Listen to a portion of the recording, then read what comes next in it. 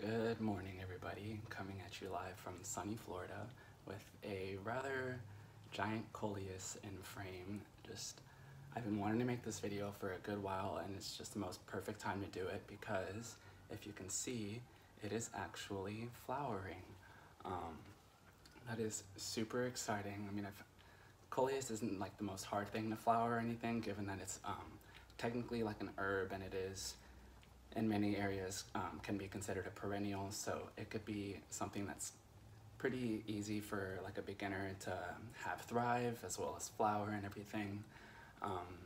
It is a zone 10 to 11 plant if you're gonna like have it outdoors and want it to be kind of perennial and come back every year. But I've had it in pots down to zone like 8B in Texas and kept them outdoors. I also have them here in 9B, and they're doing very fine, as you can tell. This one is in a container, and I did have some out in the yard and the landscaping that's also been doing pretty well. I also wanted to mention that yes, like I am technically on the floor. That's really nothing new in most of my videos, but I had my dogs get their 3rd year vaccine, so they're a little groggy. I actually have one hiding on my lap here that I'm petting, and one right next to me also hiding. They've just been a little bit low energy since their vaccines yesterday, so I've just been kind of hanging out with them, and luckily I have a new job that starts next week, so I have some free time. But anyways, back to the subject at hand. Coleus are super wonderful because they come in so many varieties, so many different colors. They're really easy to design with, whether in container recipes or in the landscape. This one, surprisingly, I haven't really gravitated towards like the lime green, chartreuse kind of plants, but this one was just so pretty. When I saw it at the nursery, it was almost like a yellow in that case. I've since given it, I guess, a little more, and probably a little less sun now than it was getting, so now it's kind of like a little lemony kind of color, like a lime kind of color, I should say, with some maroon, I don't know, almost mosaic kind of pattern. And I have it in this nice pot, and I have it in this nice pot that I think it pairs really well with. And believe it or not, I got this. It was like a 5-inch container, I think, and I got it for like $5. It just wasn't doing that well because it was pretty root bound in its container.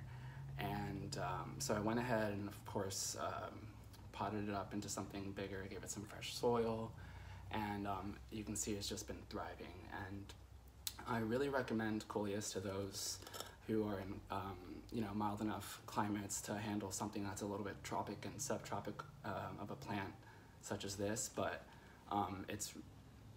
you can really learn a lot about gardening and have like examples and just like a little exemplary plant, to get used to kind of grooming a plant. Like this one, you can kind of come up to and take off some of its leaves that are just on their way out. You can tell that this one's a little bit, I don't know, lackluster in color compared to its other ones. You might not be able to tell on camera, but they can start to fade and kind of, I don't know, you can freshen it up by pruning some of these, back if you want. They cut back and, shrub up very easily. Some consider this a shrub, others, kind of keep it a little more tidy and what have you. So, but if you do, take out these leaves, which you should kind of feel encouraged to do on plants that, that like doing that, because it does encourage new growth. If I was to show you where I actually just plucked off some of these leaves, there's a lot of new growth that's going to come in. Dropping soil on my carpet, I'm gonna have to vacuum.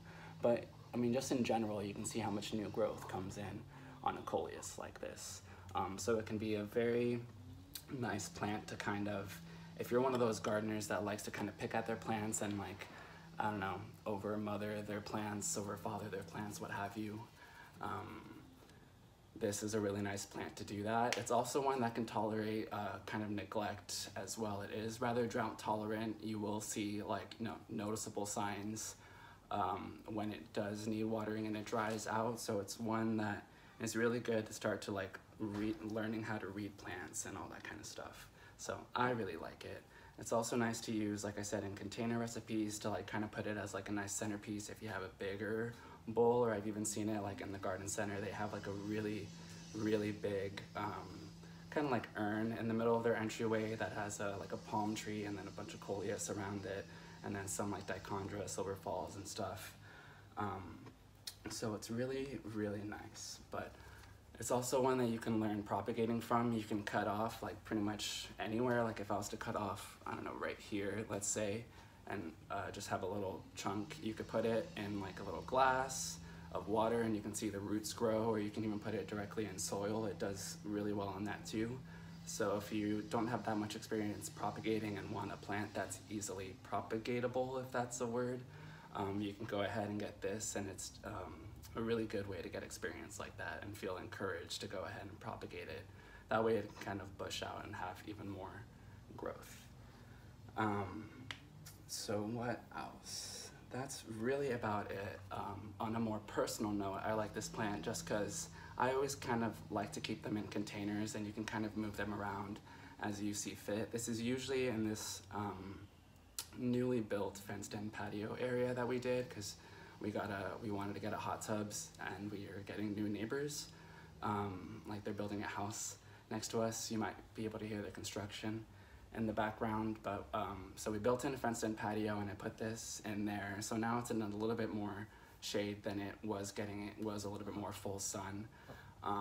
And that's another quick note about Coleus, is that they can, you know, tolerate usually some good shade to also a good amount of sun, and the colors might change a little bit depending on where you have it. I have a variety that if you have it in the sun and kind of stress it out a little bit, it'll be pretty much like pure red.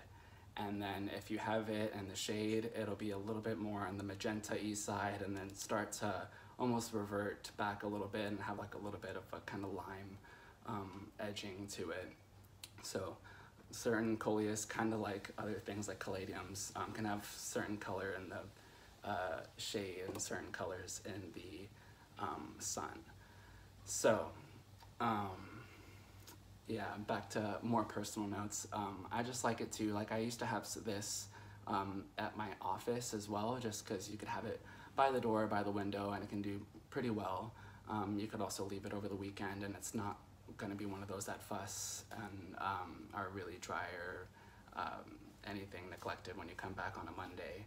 So all in all, Coleus has become one of my favorite plants, and I just really recommend it to anybody who needs like experience to get a more green gardening thumb, and just learn different aspects of a plant, from propagation to trimming to, you know, learning how to read its drought tolerance, you know, testing out whether you know, certain areas are a little more sunny or shade, etc.